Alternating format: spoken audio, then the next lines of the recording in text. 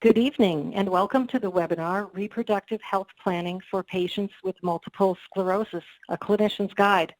This webinar is jointly provided by the Consortium of Multiple Sclerosis Centers and Delaware Media Group. This program is supported through an educational grant from Bayer. I'd like to introduce our speakers tonight.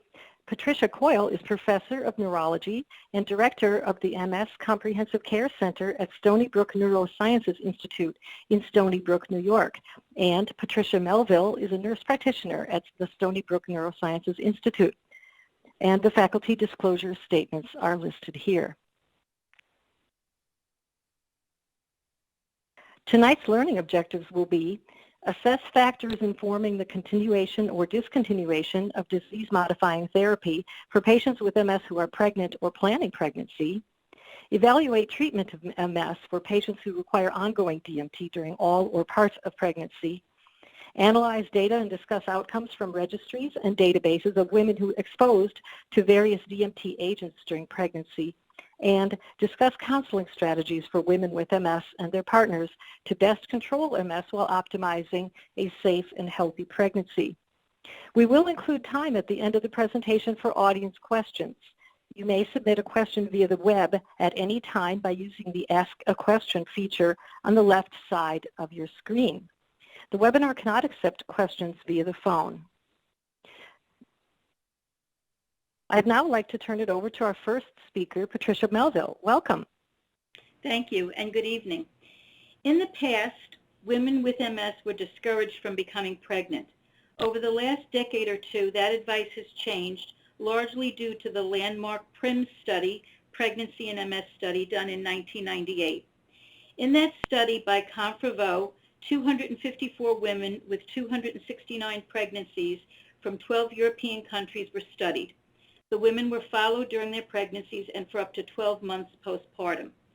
He found that the rate of relapse declines during pregnancy, especially in the third trimester, and increases during the first 3 months postpartum before returning to the pre-pregnancy rate. Looking at data from 2010 to 2014, worldwide, an estimated 44% of pregnancies are unintended.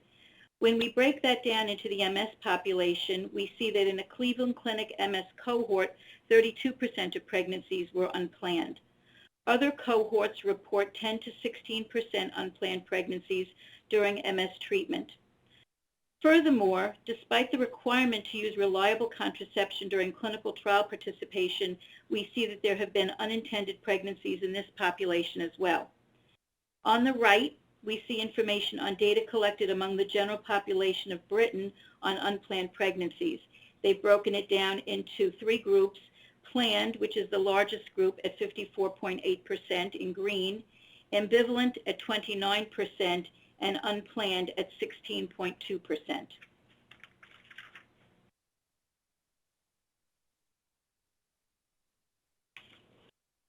Pregnancy is not an immunosuppressive state.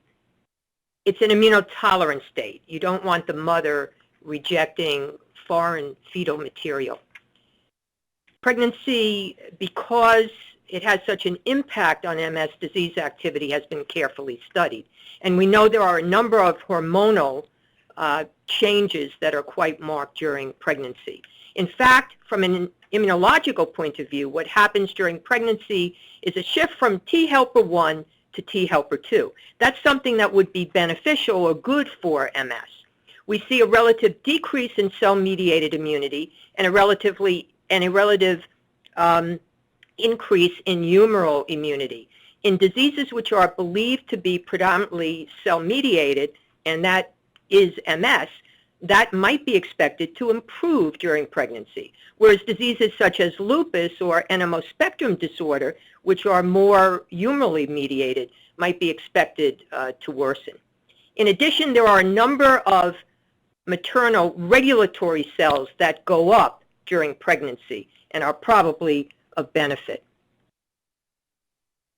Now, we know that the placenta is actually an immune regulatory organ which is cross-talking with the maternal immune system. That is really developed by the second trimester. we know that immunoglobulin, IgG, passes the placenta via Fc nonspecific receptors. That's particularly IgG1, followed by IgG4, IgG3, and IgG2. This begins as early as 13 weeks. Not true in the first trimester, but you see it in the second and the third trimester. So antibodies will passage the placenta. Now, disease activity goes down, as we saw, particularly in the third trimester. That seemed to be the most potent suppression of relapses in the PRIMS data. So what's maximally affected in the third trimester, and what dramatically changes at the time of birth to explain why there might be a rebound increase in relapse and MS disease activity? Well, it really seems to be pinned on changes of multiple hormones that are steadily going up to reach their maximum levels in the last trimester and then abruptly go down, are estrogens, cortisol, progesterone, norepinephrine, dihydroxyvitamin D. They're highest in late pregnancy and then abruptly fall off. Also true for prolactin, although it doesn't have such a dramatic fall after giving birth. It's about 50%. We also know there's a rebound in pro-inflammatory cells, and there are other immune mechanisms associated with lactation and bonding that may be going on. But honestly, this observation that hormone levels were going up and abruptly falling at the time we saw decreased disease activity and increased disease activity led to a bench-to-bed observation where sex hormones were studied as a treatment, potential treatment for women with MS based on pregnancy data. Now, unfortunately, that concept failed for estriol, but certainly it was the pregnancy observations that actually led to sex hormones being studied in MS largely. Now, I just wanted to mention some lines of therapy that I think are very intriguing and have not been studied or have only been studied a little bit and are ripe to be looked at further. One is microchimerism. Do you know that there's an exchange of maternal and fetal cells, and you can see this exchange cells even years later? There's some data suggesting this may be enhanced in MS individuals compared to non-MS individuals, but we really have very limited data on this point, and I think it's worthy of further study. Secondly, exosomes. This has been studied in an animal model of MS where they seem to play a role, but we don't know if exosomes play any role at all in MS. Well, what are exosomes? These are small lipid-bound vesicles that increase in the serum during pregnancy and are important in immune modulation. Could they play a role in the pregnancy of MS? Perhaps. Really has not been studied. Thirdly, the gut microbiome. We know there's an increasing interest in the flora that colonize an individual's gut because there's a direct gut-brain access, and the gut flora actually influence the central nervous system. The gut microbiome, the gut flora, is altered during pregnancy. Can you imagine that that might be a target in MS? Could we manipulate the gut flora to actually cause a treatment of MS? I think this is a very interesting concept that needs to be studied further. Now we're going to turn to the use of disease-modifying therapies during pregnancy, data from MS patient registries, and Pat will present this. In this slide, Nugent examined the incidence of pregnancy, DMT exposure, and pregnancy outcomes. Data was collected retrospectively in over 9,000 women. Data was taken from the MS-BASE registry, which is a global collaboration among MS experts and includes a repository of longitudinal real-world MS patient data. 13% of women recorded over 1,500 pregnancies. A total of 635, or 42% of pregnancies, were conceived while on DMT. The mean duration of exposure during pregnancy was 30 days. The DMTs were mostly interferons, which you can see here at 55%.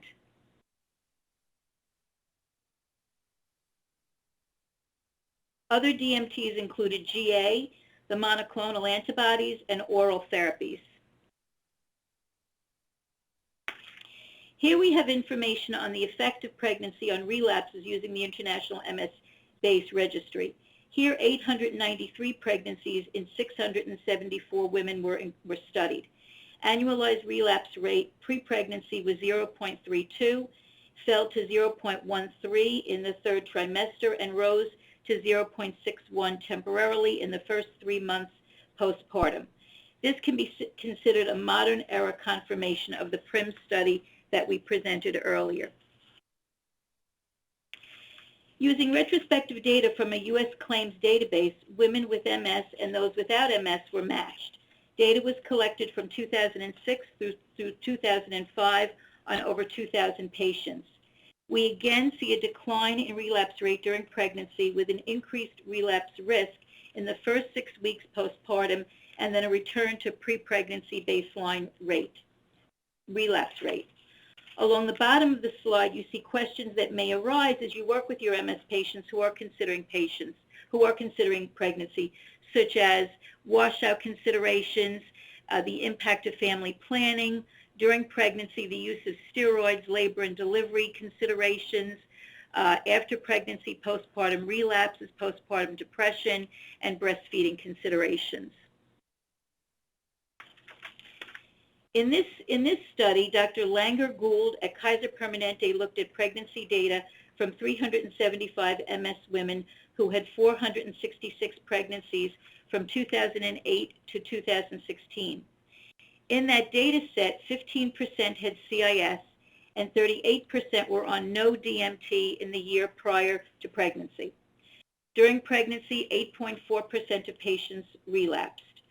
During the postpartum period, 97% breastfed, 35% exclusively, 41.2% resumed DMT, and 26% relapsed in the first year. The conclusions from this study found that annualized relapse rate is 0.39 pre-pregnancy, decreases to 0.14 to 0.07 during pregnancy, then goes back up slightly to 0.27 in the first 3 months postpartum, and returns to pre-pregnancy rates by 4 to 6 months. She also concluded that exclusive breastfeeding decreases the risk of postpartum relapse with no impact for DMT injectables. And I'll just make a comment here, and we'll talk about that a little bit later, that exclusive breastfeeding is defined as less than 1 bottle per day. A frequent issue that arises for newly diagnosed young women with MS is whether to start DMT or postpone that and pursue pregnancy. The MS-based registry pregnancy study reported postpartum relapses were significantly decreased by pre-pregnancy DMT any time during the prior 2 years.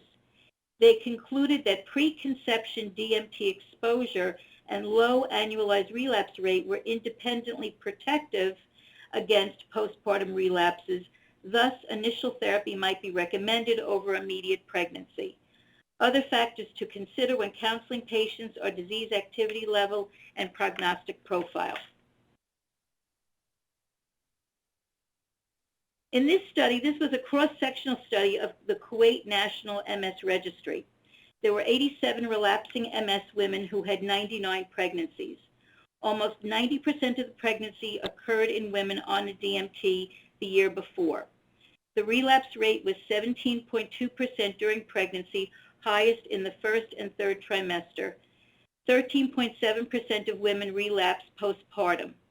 The relapse rate was highest for those on fingolimod or natalizumab pre-pregnancy. The investigators point out that a longer washout period was significantly associated with relapse occurrence. If indicated, MRIs can be done during pregnancy, but you want to avoid using gadolinium contrast agents. And corticosteroids can be used any time during pregnancy, but you need to carefully weigh the risks and the benefits. You can use methylprednisolone or prednisone, but you should not use dexamethasone.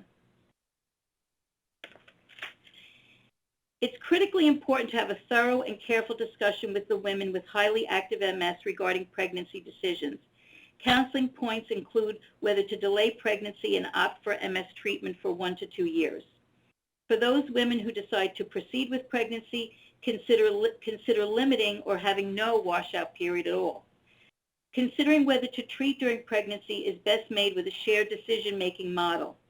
Use of interferons and glatiramer acetate are generally considered safe. Natalizumab can likely be used safely through the first trimester, and we'll have more data on that on upcoming slides. Theoretically, pulse steroids or pulse IVIG can also be used. Now let's turn to consider the individual disease-modifying therapies and what exactly do we know about their pregnancy data. The bottom line is that you need at least 1,000 human pregnancy exposures to be able to comment on whether a drug is teratogenic or not. We only have those numbers with 2 DMTs, glatiramer acetate and the interferon betas as a class. And I think we can very strongly and confidently say glatiramer acetate and the interferon betas are not teratogenic. We can clearly counsel on that. So we really need at least 1,000 cases, and we have well more than that with both of these classes. We can say they do not need a pregnancy washout, that you could continue GA or interferon beta until the person became pregnant. In fact, you could even use them during pregnancy if they're not teratogenic. That would clearly be on a shared decision-making basis. And you can use them with breastfeeding. So this is relatively important data. Now, it's interesting that interferon beta 1b got a label change just this past August, and we can read snippets of it. Although there have been no well-controlled studies in pregnant women, available data, including prospective observational studies, that's your best that you have available, have not generally indicated a drug-associated risk of major birth defects with interferon beta 1b during pregnancy. The majority of the observational studies with interferon beta 1b did not identify an association between its use during pregnancy and an increased risk of major birth defects. So that's good news. Here with glatiramer acetate, we have several thousand prospective exposures, which is always the best, the cleanest data, and several thousand retrospective exposures. And we can see the outcomes, and there's simply no bad signal whatsoever. We see the spontaneous abortion rate in exactly control lines. We see congenital issues at an extremely low rate. If we look at the right-hand side, these are 138 pregnancies where there were congenital anomalies. The vast bulk of them were live births. So we've had thousands of pregnancy exposures with glatiramer acetate, absolutely no teratogenicity signal, no bad signal whatsoever. These are clearly within normal range. And when we turn to interferon beta, we've had large prospective pregnancy registries from Italy, from Germany, from Europe. We've had a registered-based Nordic studies, and you can see the various additional data there. We have the U.S. Beta Seron Pregnancy Registry. We have pregnancy data from the company's global pharmacovigilance databases, looking at is there an increased risk of spontaneous abortion, increased risk of malformations, or other negative pregnancy outcomes. And the answer is no negative outcome associated with interferon beta exposure before or during pregnancy, with most exposures occurring early, obviously in the first trimester, and typically therapy was stopped. There are examples of treatment, much more so with GA during pregnancy than interferon beta, and it was probably most common to stop the drug, but the good news is no teratogenicity. In fact, here we're looking at interferon beta 1b data where you had all the pregnancies reported. They discarded the retrospective cases. The prospective cases with known outcomes, a very healthy number. And on the right-hand side there, you see the outcomes and really no signal of any negative outcome whatsoever. Everything is within, a 1.4 congenital anomaly rate. Everything is really in very good number range, normal range, expected range. Now let's turn to the oral disease-modifying therapy. We don't have 1,000+ data with these. We're not going to have 1,000+ data with any of the remaining disease-modifying therapy. remember, we've had the interferon betas in GA for a long period of time. So what about the S1P receptor modulators? This is our fingolimod and the second generation siponimod. Because we don't have clear-cut data, we do recommend a washout. And remember, with the parent the DMT fingolimod, that washout has to be at least 6 weeks. It's 6 to 8 weeks. One of the benefits viewed of the second generation S1P receptors, we have siponimod, we're likely to have ozanimod and ponesimod, is a much shorter half-life. So siponimod is washed out by 10 days. By 10 days, that's all you need. A warning, fingolimod is one of the DMTs that can, in a minority, have rebound, and we're expecting the same thing with the second generation, although we don't know that for sure yet. What about teriflunomide? Teriflunomide, when it got approved, had a bad rap because in 2 animal models, it's clearly teratogenic, okay?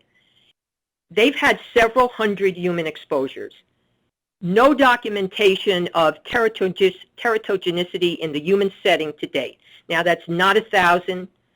You can't feel confident about that, but I think that's good news if you do have a patient who has an accidental exposure, to reassure them that the several hundred exposures to date have not detected evidence for human teratogenicity. And one of the bonuses of teriflunomide is, number one, you can wash it out within 11 days by using an oral cholestyramine protocol. And the 11 days don't have to be in a row. And number two, you can document you've washed out teriflunomide by examining the blood level. And when it falls to less than 0.02 micrograms per ml, the drug is out of your system. It's the only DMT that we can actually measure the blood level and wash out within a couple of days. So that's really very good news. What about dimethyl fumarate, DMF? This is my personal opinion. The half-life is 1 hour, 1 hour. So when you stop DMF, it's out of your system that same day. In addition, the animal model data has not suggested teratogenicity, so I personally would not use a washout with DMF. The most recently approved oral agent, diroximel fumarate, that's only been available in the last week, that too, monomethyl fumarate, which is the active ingredient for both, the half-life is identical, 1 hour. So I would really hold to the same thing. And then we have cladribine, one of the newer oral agents, very interesting induction/immune reconstitution agent. You treat for 5 days in month 1, 5 days in month 2, then don't treat again for a year, 5 days in month 1, 5 days in month 2. Then you not only don't treat that year, but you don't treat again in years 3 and 4. You need to exclude pregnancy before each treatment course. The label says a 6-month washout. Honestly, that's very excessive. It's out by about a month, by about 30 days. If you wanted to really be protective, you could go a little bit beyond that. Cladribine is turning out to be a very good treatment for those that want to have a period where they are going to try to get pregnant drug-free. So that may be an appeal. And with regard to breastfeeding, you can't breastfeed for 10 days after the last dose of oral cladribine, and then you're able to go ahead and breastfeed. Now, what about the monoclonals? Remember, the IgGs are going to passage the placenta by the 2nd trimester. You know, although this may be a little bit controversial, I think people that are really thinking and focusing on this would probably say it's acceptable to breastfeed with our monoclonals.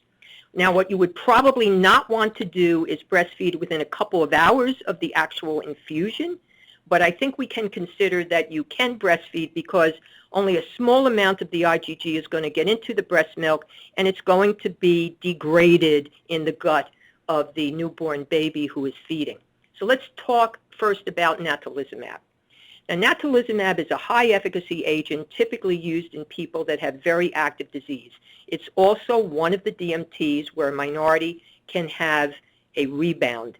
And that has really led to a lot of people continuing it into the at least earlier parts of pregnancy. In a recent French study of 46 pregnancies on natalizumab, If you continued it through the first trimester, the pregnancy relapse risk was 3.6%. If you stopped it as soon as you realized you were pregnant, the pregnancy relapse risk was 38.5%. That's huge. That's statistically significant. If you just carried it over through the first trimester, you really markedly lowered the likelihood of having a clinical attack during pregnancy, which could be a devastating one. So it's more and more common to use natalizumab into the pregnancy in people that you really have a worry about and you don't want them to rebound. We know that if you're treating a pregnant woman within the last 2.5 months of pregnancy, you will be able to detect natalizumab in the blood of the newborn baby and on some of the lymphocytes of the newborn.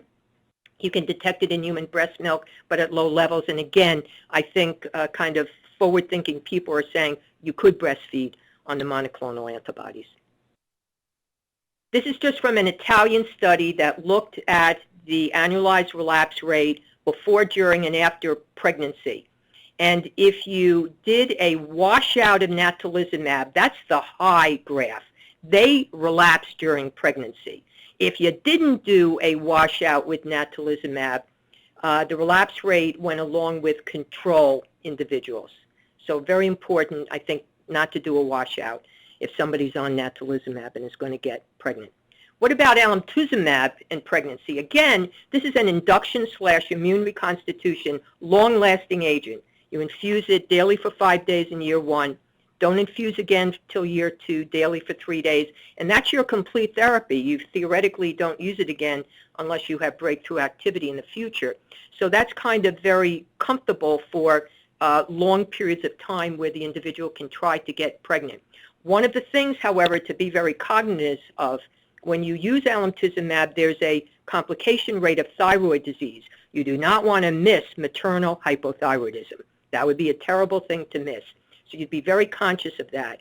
And there's a case of neonatal Graves' disease because of passage of antibodies that needed to be treated. That passed, of course, but that would be a concern, and you would be looking for that if you had a woman with alemtuzumab that got pregnant. What's suggested is a 4-month delay between a treatment course and trying to become pregnant. What about ocrelizumab? The label says 6 months. Well, if you're 6 months and it's given every 6 months, you have no time to get pregnant. Actually, I think I have counseled people, this is an individual decision, that between 4 and 6 months they can try to get pregnant. The terminal half-life is 26 days, so I think 6 months is a little bit excessive. Guideline recommendations on pregnancy and MS. Well, the American Academy of Neurology gave us practice guidelines in 2018. We should review those comments. Recommendation 11, monitor reproductive plans of women with MS, counsel on reproductive risks, and use of birth control during disease-modifying therapy use in women of childbearing age.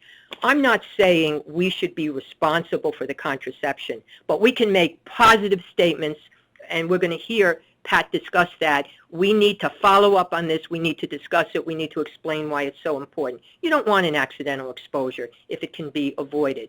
Recommendation 12, counsel MS men who are going to be treated with teriflunomide. It may enter the semen, or cyclophosphamide may have a fertility impact. Now, I will mention in Europe, they don't talk about teriflunomide in semen at all. It's less than 1% of the blood level. It's not really an issue. In my opinion, if you wanted to check something, you check the blood level in the non-MS female partner if there was a concern. Recommendation 13, do not prescribe mitoxantrone unless benefits outweigh risk because of concern about ovarian failure and male infertility. Well, I don't know anybody in the United States that's using mitoxantrone for MS at the current time, to be honest. Switching therapy 8, counsel on possible rebound when discontinuing natalizumab, for example, for pregnancy planning. I think one would add fingolimod to that as well. Think very carefully about that. And unless benefits outweigh the risk, counsel women to stop their DMT before contraception for planned pregnancy, discontinue it with accidental pregnancy, and don't start it during pregnancy. By and large, I don't disagree with that, but I do not think you need a washout for GA, for interferon beta, for DMF, and I would not use it with natalizumab, and I would probably carry over natalizumab through the first trimester. So I disagree with these a little bit. ECTRIMS and Europe also have treatment guidelines, and we should make a few comments about that. They came out about the same time. Advise all women that DMTs are not licensed during pregnancy except for GA, 20 milligrams. Now the new European Medicine Agency, EMA label for interferon beta 1b and its mimicker. Limited data available from post-marketing experience, including pregnancy registries, do not indicate increased risk of abnormal pregnancy outcomes. Women with high risk for disease reaction who plan pregnancies should consider using GA or interferon beta without a washout. So they recognized the safety of these, the number of human exposures. And women with persistent high disease activity should delay pregnancy and get on treatment, or you could consider using natalizumab during pregnancy, and they mention alemtuzumab as an alternative option for planned pregnancy. That's always going to be true for induction immune reconstitution agents that have a long-lasting effect. Now, I'm going to turn this back to Pat for patient counseling on contraception and assisted reproductive technology. Thank you. So for women of childbearing potential, you want to have a candid discussion with them about contraception. Of course, the goal of contraception is to avoid accidental pregnancy exposure. In a review of limited evidence, there's no contraindications for contraception in women with MS. The only exception to this is the use of combined hormonal contraception as a potential concern for women with prolonged immobility, specifically regarding the risk of DVTs. There are potential drug interactions with contraception, and those possibilities are modafinil, phenytoin, carbamazepine, topiramate, oxcarbazine, and lamotrigine. Long-acting reversible contraception, or LARC, is the preferred choice for contraception because of its high efficacy. Once in place, there's no regular adherence that's required, and it can be removed at any time. It's 20 times more effective than the pill, the patch, or the vaginal ring, but it is underutilized. Examples of LARC are implants and IUDs. Implants are placed under the skin of the upper arm and last for up to 3 years. IUDs are implanted and last up to 10 years. They can be copper-containing or slowly release hormones. These last 3 to 5 years. No IUDs contain estrogen, and IUDs can be used while breastfeeding. This was an interesting study. In an effort to collect patient experience data, a survey was mailed to 1,000 women who were patients at the MS Center in the University of Virginia regarding family planning, pregnancy, and breastfeeding post-MS diagnosis. Most women reported inconsistent advice as to when to discontinue DMT prior to conception. Breastfeeding was reported in 71% of mothers who became pregnant after their MS diagnosis, with the duration range between 1 week up to 10 months, driven in part by variable guidelines regarding DMT reinitiation. 137 women from that survey did not become pregnant due to the concerns shown on the right side of the slide, ranging from fears of passing MS on to a child and MS worsening with pregnancy. I think the results of this study illustrate the point that there's a need for consistent guidelines and advice around these issues to provide for our patients. Assisted reproductive technology is becoming increasingly more common. About 10 to 20% of couples in Western countries experience infertility. ART or IVF accounts for up to 1% of live births, and ART use is as high as 14% in women with MS. Although the numbers are not large, there have been 5 studies that report an increased risk of relapse either clinically or radiographically after failed ART procedure for up to 3 months. This is true for those ART protocols that use gonadotropin-releasing hormone and those that do not. There is some limited data that suggests that the use of DMT during the ART process may be beneficial, specifically interferons or GA. Despite limited data, some experts consider interferon beta as probably compatible with breastfeeding. Interferon is not expected to enter breast milk at high levels due to its negligible to low blood levels and high molecular weight. Any trace amounts would likely be broken down in the neonate's GI tract after intake. Other experts recommend, in alignment with the interferon labels, to avoid the use of DMT during breastfeeding given the limited data available. And I think we just presented that a few slides back. More information about breastfeeding. The data on breastfeeding and the risk of postpartum relapse is very conflicting. On the left, in 2015, Hellwig found that exclusive breastfeeding is modestly effective at reducing the relapse rate. However, on the right, in 2011, Portico found no difference in the breastfeeding group versus the non-breastfeeding group. And as we mentioned before, exclusive breastfeeding is defined as less than 1 bottle per day. This is more information about breastfeeding. In Finland, a nationwide study of pregnancy in 61 women with MS looked at breastfeeding, pre-pregnancy, and postpartum relapses. There seems to be an intrinsic bias in that women who had stable disease pre-pregnancy were more inclined to breastfeed versus women who had more active disease were less likely to breastfeed. There was also a difference with duration of breastfeeding, with breastfeeding greater than 2 months offering some possible benefit. We'll now summarize with some fundamental take-home points. So, I think we can counsel our patients, and this is very important to do in young individuals for family planning, that the disease MS has little to no impact on the ability to conceive, on pregnancy, or on the fetal status, and that's very good news. An MS individual who becomes pregnancy in and of itself, that should not be considered a high-risk pregnancy. It is not.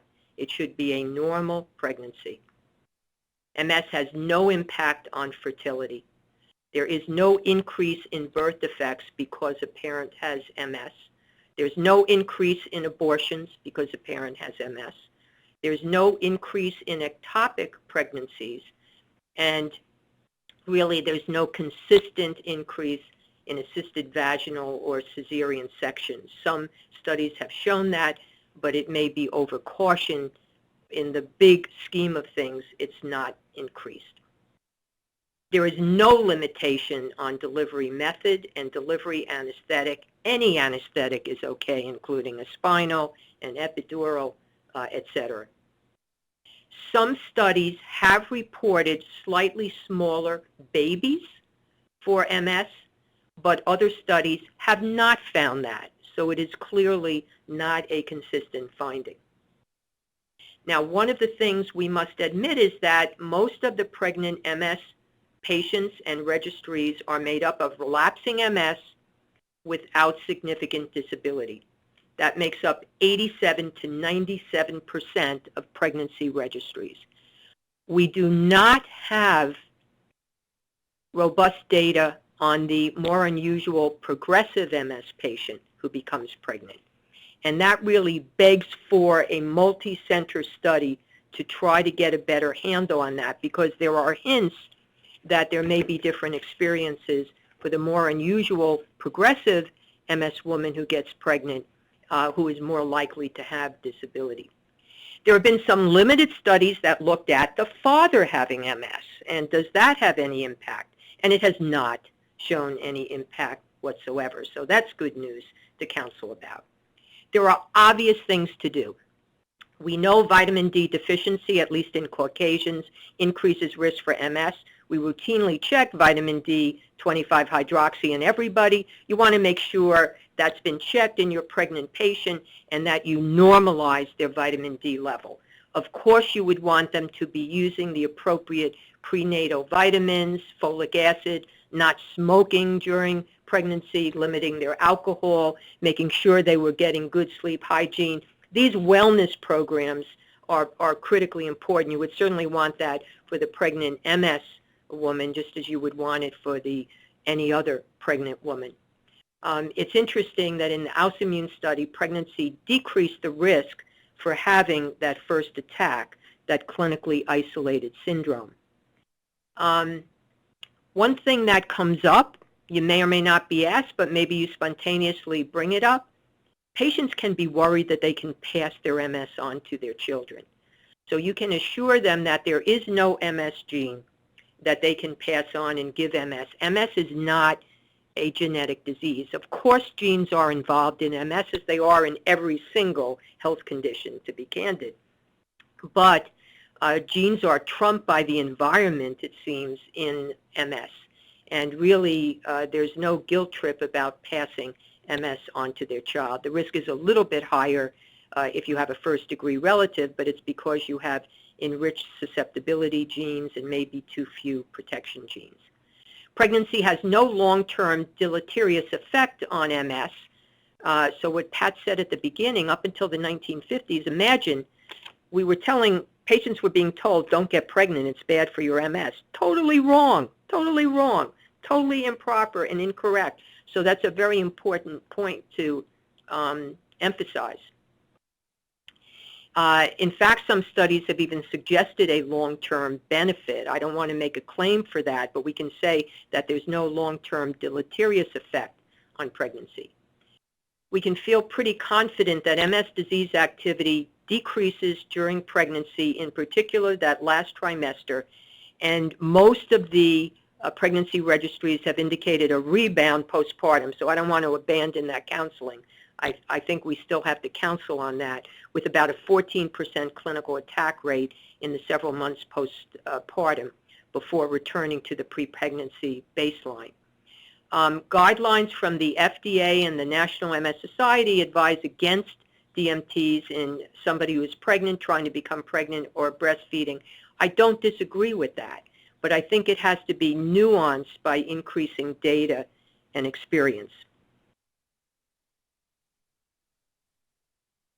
As we spoke about before, steroids are safe to be used during pregnancy. You do want to avoid using dexamethasone. You can use methylprednisolone or prednisone, and IVIG can also be used during pregnancy if necessary. You want to limit the symptomatic drug therapy being used during pregnancy. Glatiramer acetate, interferon beta, and natalizumab may be used during pregnancy. We just showed you that data.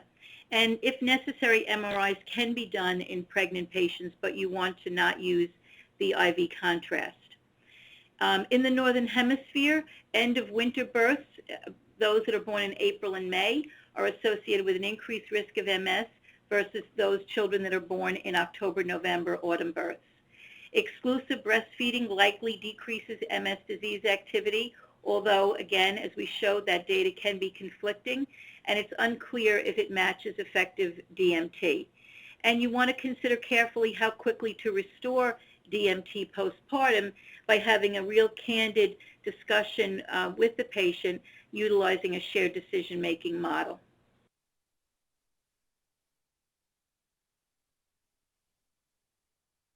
Okay, thank you both for discussion.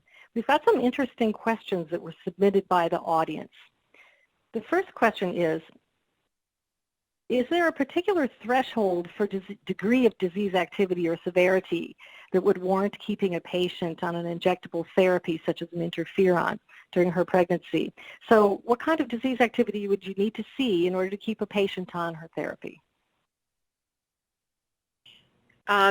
So the needle injectables are not high efficacy agents. So we're assuming that they are working well in somebody that does not have high disease activity. So I think this really becomes a shared decision-making question.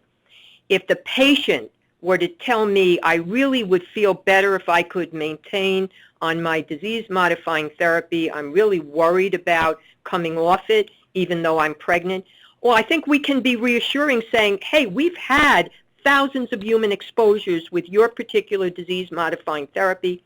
It's not teratogenic. It doesn't damage the baby. If you really wish to continue it during pregnancy, I can go along with that, and we will document we had a discussion, and this was your wish. This was your desire to stay on it. I think if the patient says, I've gotten pregnant, but I don't feel comfortable continuing my disease-modifying therapy, we can also be completely supportive of that because the chances are they didn't have very active disease. And even if they stop the needle injectable at the time they become pregnant, there's going to be a carryover, lag-over effect of the immune changes. It's not going to dissipate immediately, so they will be protected, I believe, during the early part of the pregnancy. So if they choose to opt out of their disease-modifying therapy, I think we can be completely supportive of that, since that is the most common thing that's done. The majority of pregnant MS women do not continue on a DMT. Okay, thank you. Now, if I keep my patient on a DMT during her pregnancy, what circumstances might warrant discontinuation or a switch during the pregnancy? So if you had elected, so you have one of the DMTs that you were continuing, so let's say it's GA or the interferon beta. Let's say the person had a bad relapse during pregnancy. You had evidence during pregnancy that they were showing increased disease activity for whatever reason, then I think you might evaluate that their current disease-modifying therapy might not be working well. And if you needed to go to a high efficacy, probably of all the options, it would be NATALIZUMAB, because that's the one that we have the most pregnancy experience with, even though it doesn't come anywhere near close to 1,000 exposures. I think that would be an extraordinary circumstance, that you would have somebody who had not shown high disease activity, well controlled on their injectable DMT, and then it suddenly blew up during pregnancy and they seem to get very aggressive disease. I suppose it could happen, and that's what you would consider, but I think it would be very unusual. Okay, this is a question pertaining to natalizumab that has come in from the audience. If a patient becomes pregnant and is on natalizumab, when during the first trimester would you recommend discontinuing natalizumab, and would you consider pulse dose steroids to prevent disease rebound? Okay. So there's been problems, as we saw, with washing out natalizumab before trying to become pregnant. You don't want to do that, okay? That's why I say that natalizumab is one of the DMTs that I consider no washout. So you want to take it up to pregnancy. I showed a little bit of data. We showed a little bit of data in the slides there that indicated that if you just continued it during the first trimester, you significantly diminished the likelihood of having a flare-up with a clinical attack during pregnancy. So to me, it would be extremely logical to treat during the first trimester for sure, and then you could consider coming off it. In some countries, Germany, for example, they will often treat for the first 2 trimesters and then discontinue it. So I think if you were very conservative, it would be the first trimester. If you had somebody you were really worried about, you might do it in the first 2 trimesters and then come off. Okay, this other question also mentions pulse dose steroids. When you wash out fingolimod, and this would be prior to conception, would you recommend pulse dose steroids during the 6 to 8 week period prior to conception? So this is a dicey situation. Fingolimod, you do have to wash out. You do have a concern about leaving somebody treatment-free for an extended period of time. We really don't have evidence-based guidance here, so that's the first thing to say.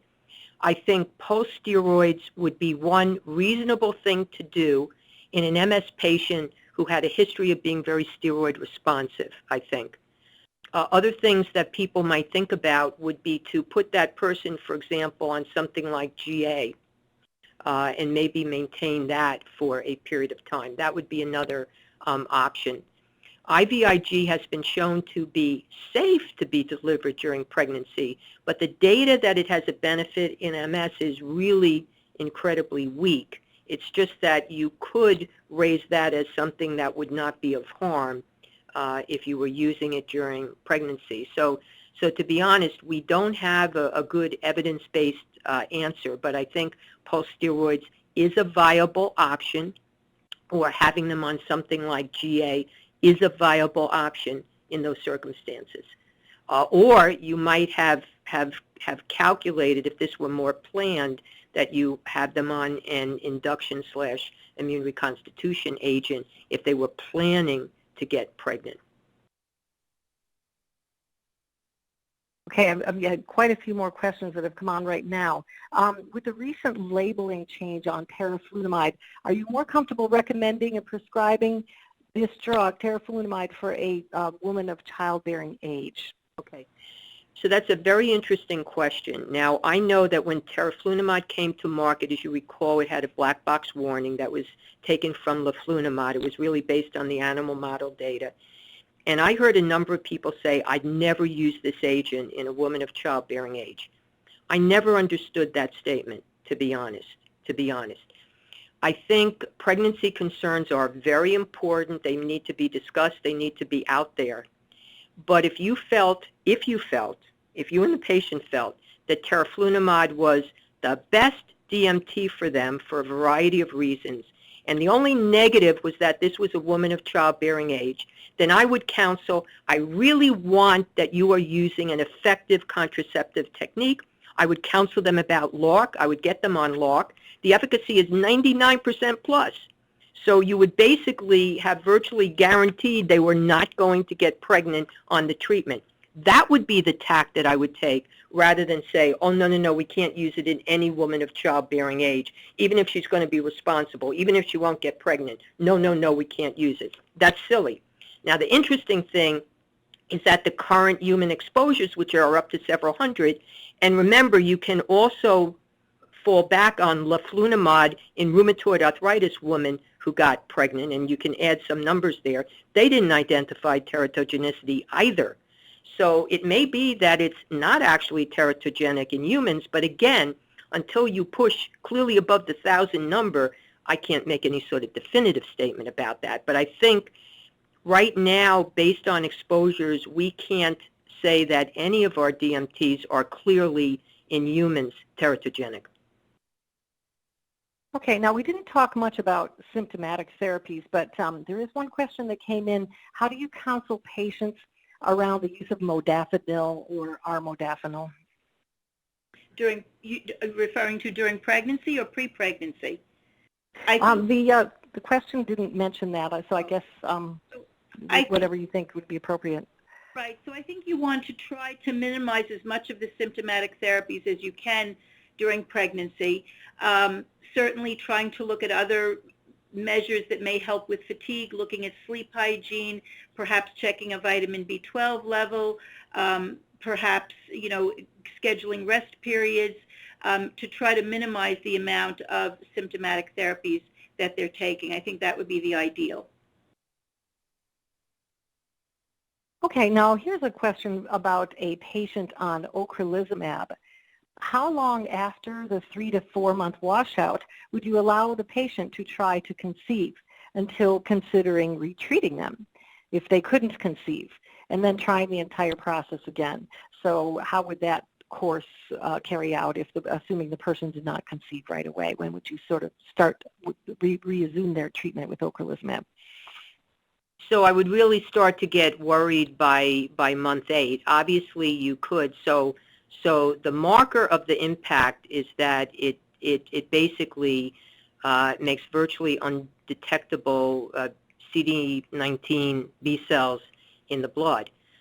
So when they start coming back, you know that you're having a wearing off effect. Now, we don't measure that for efficacy because in the scheduling, giving it every 6 months, in the vast majority of individuals, you're going to have suppression of B cells, period, throughout the time, because the suppression lasts longer than 6 months with that dose typically.